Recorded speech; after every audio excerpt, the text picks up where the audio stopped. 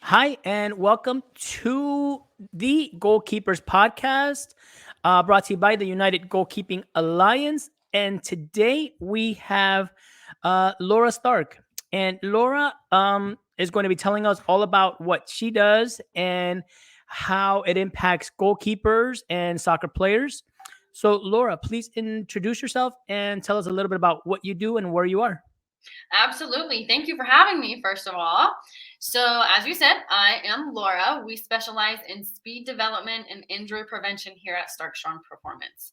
So, we work with athletes specific on their goals. So, with goalkeepers, it's a lot of like, okay, how can we, number one, stay healthy and available, stay in the game? Number two, maybe looking to jump higher, react off the ground quicker, move side to side faster, or even forward faster. So, a lot of movement specific work with these athletes so that they are reaching their goals, and then ultimately it might be getting to the next level, earning a starting spot, earning a scholarship, whatever the byproduct of those performance goals are. Now, it's very so that's a very lofty promise. That's a very lofty goal, right? Um, so how have you managed to be able to key in on those things that are differentiators for athletes that can lead them to that next level, whether that next level is high school, the next level is college, or even the pros. How have you managed to key on certain performance factors and components of speed and strength that will allow athletes to perform better? So, of course, when it comes to the other goals of earning the starting spot and the next level team, we can't control other factors. We can't control our competition. We can't control the coach's decisions. There's lots of factors we cannot control. But if you're told over and over that if you were faster, for example, you would have more playing time, then we got to get you faster. And so we're very focused on finding errors, finding problems. And problems are great because now we can come up with a solution to go fix those problems. We have more room for improvement. So when working with a specific athlete, especially one on one, let's say, okay, I'm working with someone who's told over and over that they just need to be faster in 5 to 10 yards. So acceleration is acceleration. Goalkeepers and forwards have different goals, but accelerating is going to be a goal. So a goalkeeper might need to accelerate up, they might need to accelerate laterally, they might need to accelerate backwards, whatever it is, but there's going to be a lot of the same principles that apply. So we want to look at how they move. We always start with the four pillars of running. So spinal alignment, hip projection, switch, and stiffness. Now, if we're talking about jumping, for example, switch is kind of out of the picture because switching is how you go from left to right. So if we're sprinting, that matters. If we're jumping, not necessarily. But we're looking for errors in those movements so that we can go back and understand, like, okay, now how do we fix that? And then from there, it's like, okay, here's the path that we need to take. Let's track and measure your progress to see how you're going back and fixing those problems. And then let's look for more problems. Absolutely, yeah. That's a perfect description of someone who has done this at a very high level for a long time. So now let's backtrack a little bit. Yeah. What was your growing up? What was your upbringing like? How did you become an athlete, and what ultimately led to you creating this program for athletes? Great question. Um, you just grow up playing every sport. I grew up, I was the middle of five kids, so obviously competitive. I never got to play sports at quite the highest level I would like to. We were limited in our resources while I was growing up. However, I did go to college for track. So I got my way there. What really changed my philosophy was, unfortunately, my coach in college didn't have all the answers to my questions, didn't have any answers to my questions actually. There's a lot of ego in sports, and I think a lot of people are going to resonate with this, where you ask someone a question and it's like, okay coach, how can I run faster, how can I jump higher? And it's just like, well, just jump higher, or just do it because I said so. And it's like, that's not helpful. I know I need to do that. How do I do that? So I had a bunch of questions as a college athlete. um, I am very confident that I could have been a better athlete if I would have understood what I understand now. And so once I got out of college and I started training, the main mentor that I kind of credit all my knowledge to, he's worked with NFL players for 35 plus years. And so I would jump into the NFL offseason, the NFL combine, and he just had all the answers to my questions. And he was speaking like so far above my head at the time, and he still can. But he really started answering the questions and breaking it down at such a simple level. So the four pillars of running I just mentioned, that I got that from Coach Troy, my mentor. And it's like, oh, this makes sense. And why are these secrets only seen at the NFL level? Why isn't this common knowledge? Why can't we teach people the way that they need to be taught? So once I started understanding this and realizing that, like, man, my career could have been so much better, not just as a youth athlete, but even as a NCAA athlete, it's like, well, I can create something that teaches these kids how to move efficiently, how to perform better. Yeah, and that's when you break it down that way, and you're truly going into it doesn't have to be wide. People sometimes think that you have to go wide. You have to read 100 books. It doesn't Mhm. have to be 100 books. It could be one book. If it's the right book, Yeah. that's all you need. Yeah. So so from those four pillars of running that you just mentioned, then now you go in, now that you've honed in on the 4 points, now you go in into the depth of what each Right. one means and how they can impact an athlete. So Right. that yeah, that's very well broken down. So um how has that impacted your athletic career, right? And obviously we're not athletes forever, right? Right. But how do you use that, like, in a practical way? Personally, Mhm. well, unfortunately, when I learned this stuff, I was already retired. It was out of college. I was in my career. So I didn't really get to use it. Um, I feel very confident I would have been better if I did know what I knew. And I also understand that I am a better mover than I was in college. And you'd think, especially as a female, like you kind of peak around those young 20s. And so just to think that, like, oh, I'm better at 30 than I was at 20, it's I'm not frustrated because I see my role in helping others as a coach. I was a good athlete. Even if I knew more, I don't think I ever would have been the best of the best, but I am a very good coach. And so I'm thankful for my role in understanding these things now. But unfortunately, I never really got to utilize it as an athlete who was competing. Yeah, but yeah, and but I think you said it brilliantly where you mentioned you move better now than you did when you Yeah. were younger, right? Yeah. And it's so important to recognize that, like, speed and strength, yes, we obviously, when we're younger we have more of it and we use it more, and obviously Mhm. in different ways. But as we get older, and when I say older, I mean, like, 20, mid 20s to 30s. Not, I'm not talking Right. like Coach Art old. Peak performance stage. Right. I'm Yeah. talking, but as you do get older, movement is so important. Movement is so important. Just being able to be functional, be able to Mhm. have fun. Like, Mhm. I know there's, like, I love going to the gym every other day and, like, just Mhm. crushing it. Right. So it's so important to learn all this stuff earlier on. So obviously Right. you're gonna move better, feel better, create better habits. So very cool that you're teaching this. Thank you. Now, I'm a goalkeeper. Yeah. What does speed and strength have to do with me? I just stand in goal. Oh, you don't just stand in goal. You know that. so, so standing in goal is losing games, right? You got to be very active, even when the ball isn't right there, like about to be shot. You know that you're moving. You're still the leader of the team. You got to be directing everybody else. And if you're just standing there with your hands on your hips, what kind of leader are you, right? Like you're still moving. You're still creating change for the whole game, even if the ball's on the other half. So, obviously that's not like quite as athletic of a movement when versus when, like, it's action time. So your goal as a keeper is to have a very, very good relationship with your own body and with the ground. And so you have to have that understanding of how you move compared to yourself and compared to the ground. So let's say, for example, um, I don't know, the ball's right there. It's a high pressure situation. You jump, the ball's still in the air. You got to land, hit the ground, jump again. You have to be very proactive with the ground. You have to be very confident in your ability to hit the ground, go another way, hit the ground, go another way.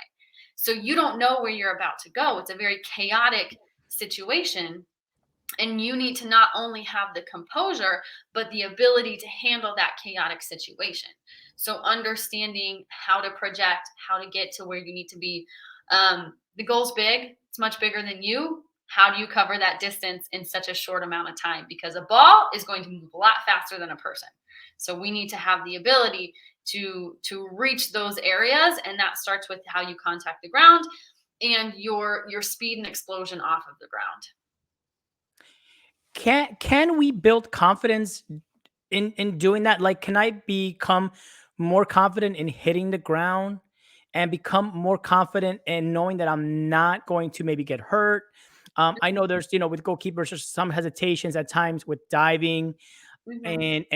and how you hit the ground, how you get back up. Can Mhm. you build confidence in because we always talk about like maybe like confidence in the mental side of the game, right? Like I'm confident I can do that. Right. Can you build that confidence on the physical side, knowing maybe not with 100% certainty, but with certain certainty that you're going to be okay and that you're okay with these movements? Right. So, physically speaking, we'll leave the mental side alone right now because that is obviously something that needs to be practiced. But physically speaking, confidence is a byproduct of peace with your craft. Like if you know that you've worked on these movements, if you know, I understand how to move in this way, I understand that I am good at moving in this way, I have done this X amount of times. Confidence is a byproduct because anything that's new, you lack a little bit of confidence in, right? You've never done it before. Correct. You Yep. don't know that you can do it. But when you've done it so many times, and my thing is the education behind it. It's not just about doing it, it's about like, oh, I understand. So, for example, like I always say, you can know that 1 + 1 = 2, but if you don't know how you got it, you won't be able to add 2 + 2.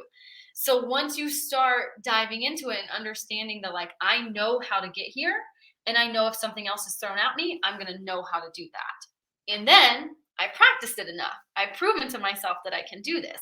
So, confidence is really the byproduct of having not just the physical practice, but the classroom side of things as well, where you're understanding the what, why, and how behind that movement. Yeah, and I think that's so important. Like, cause I know, many trainers, specifically non-goalkeeper trainers, where there's, we're called technical trainers, and Mhm, and we train technique, and it's inside, outside of the foot, and it's a million passes, and it's that rule of that 10 dozen touches, right? mhm, How does that how does that translate to goalkeepers in the athletic realm, right? Because from what I'm hearing is you can have that confidence comes from repetition and doing things over and over, and then having some knowledge as to why you're doing it. But how important are repetitions in the athletic realm, knowing that you can slide to the left, slide to the right, you mhm, can drop back or push up, get to the mhm. ground fast? How can you duplicate those movements to help a goalkeeper gain that confidence? Yeah, absolutely. So I kind of like to pull it back. So it's not just about the doing it enough times, but it's also quality application.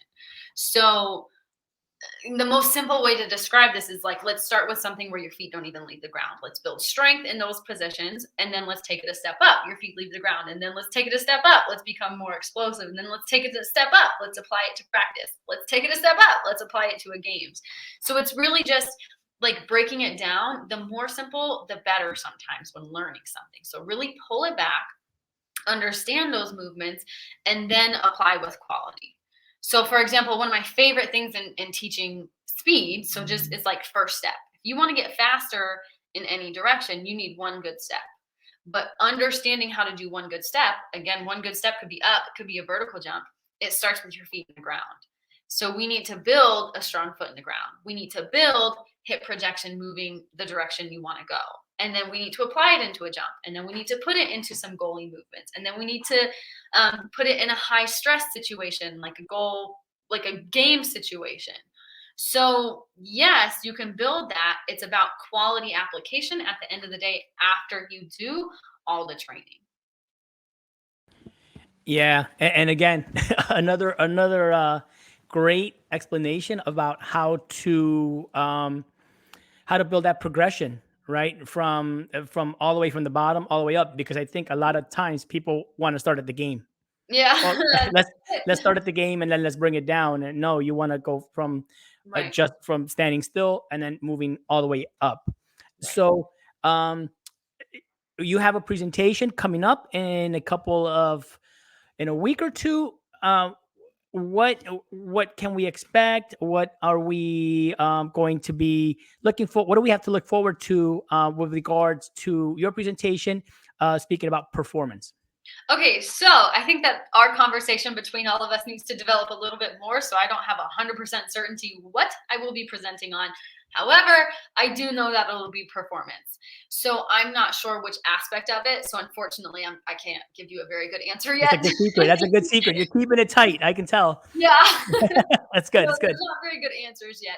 But I do know that I'll be speaking on something performance related, whether we're talking injury prevention, whether we're talking movement based, whether we're talking strength training to translate to the byproduct of speed, explosion, vertical jump.